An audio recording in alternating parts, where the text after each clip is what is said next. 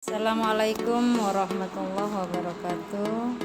Apa kabar anak-anakku sekalian hari ini? Mudah-mudahan kalian semua dalam keadaan sehat walafiat. Ibu ingatkan juga kalian harus tetap semangat, tetap jaga protokol kesehatan. Walaupun kita ketahui sekarang COVID-19 sudah berkurang, namun kalian harus tetap waspada. Anak-anakku sekalian, hari ini kita akan belajar subtema 1 pembelajaran 4, yaitu tentang ketampakan alam dan ciri-cirinya.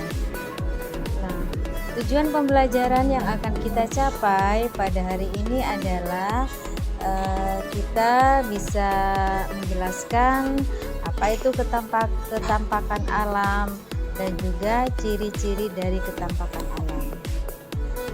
Anak-anakku sekalian, coba kita perhatikan gambar ini. Ini adalah merupakan suatu ketampakan alam. Apa ketampakan alam? Ketampakan alam itu adalah berbagai bentuk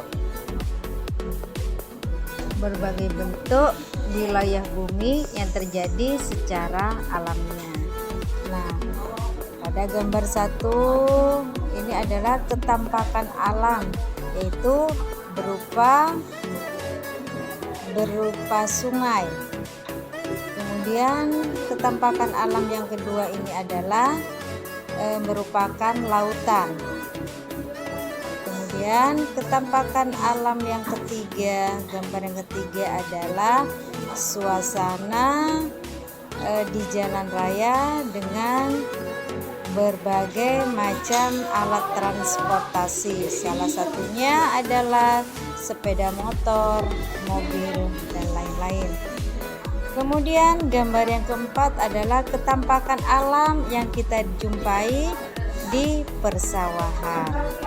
Nah, anak-anakku sekalian, ketampakan alam ini juga bisa disebut dengan atau istilah bentang alam. Istilahnya bentang alam. Nah, di Indonesia memiliki bentang alam yang berbeda-beda di setiap daerah. Ada daerah dataran tinggi dan ada daerah dataran rendah. Ada penduduk yang tinggal di daerah pegunungan, ada juga penduduk yang tinggal di daerah pantai. Anak-anakku sekalian, ketampakan alam dibagi menjadi 2 bagian, yaitu ketampakan alam wilayah daratan dan yang kedua adalah ketampakan wilayah perairan. Nah, sekarang kita lakukan kegiatan berikut.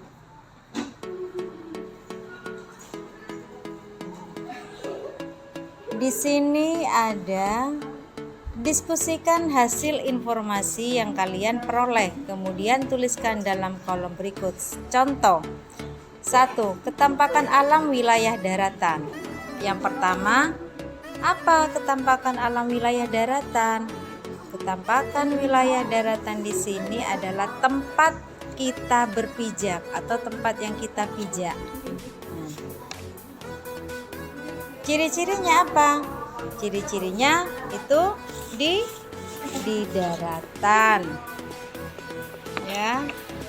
Kemudian juga pegunungan, gunung, ya, tanjung, delta, dan lain-lain.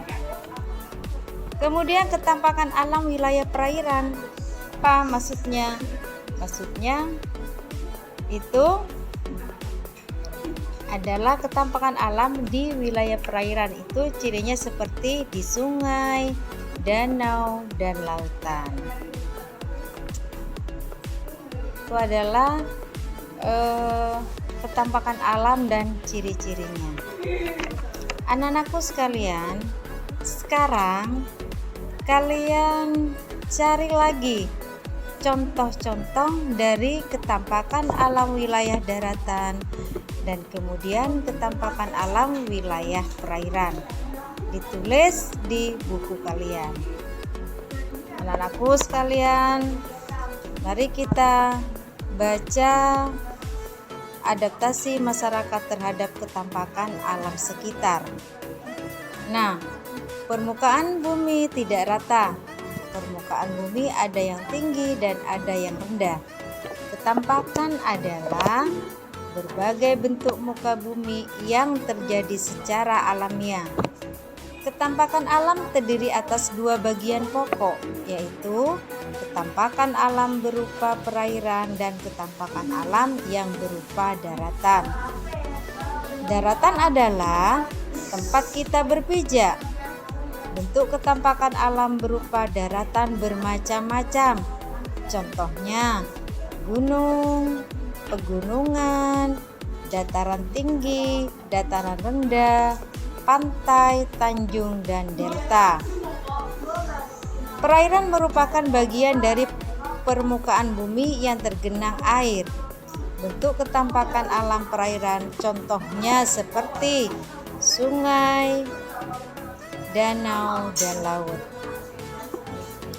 Manusia melakukan adaptasi berbeda-beda antara satu dengan yang lain.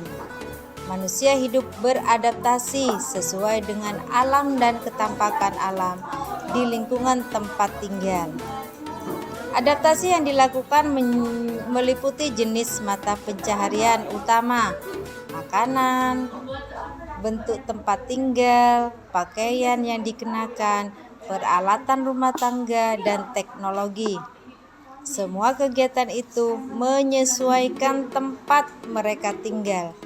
Kita dapat melihat hasil adaptasi masyarakat suatu daerah. Makanan dan barang-barang atau benda-benda khas dari daerah pegunungan berbeda dengan daerah pantai dan daratan. Nah, dari bacaan di atas, maka dapat disimpulkan bahwa benda-benda atau barang-barang di setiap daerah itu akan berbeda-beda. Nah, sekarang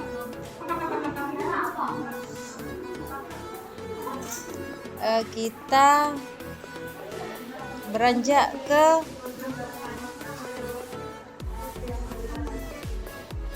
kerjasama, ya, kerjasama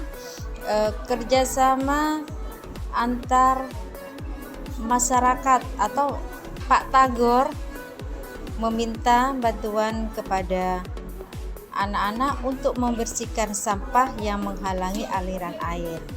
Nah, apa manfaat dari hal tersebut? Manfaatnya, bila terjadi hujan tidak akan mengakibatkan suatu banjir karena di lingkungannya sudah dibersihkan, terutama di selokan-selokannya.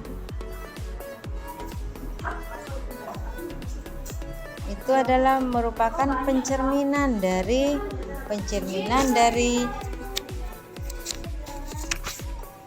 hidup gotong royong dan pencerminan dari persatuan dan kesatuan yang sebelumnya telah kita pelajari. Nah, anak-anakku, sampai di sini mudah-mudahan semua apa yang telah dijelaskan oleh Ibu hari ini bermanfaat dan bisa diaplikasikan untuk kalian sehari-hari. Selamat belajar, semoga sukses. Akhirul kalam, wabillahi taufik wal hidayah. Wassalamualaikum warahmatullahi wabarakatuh.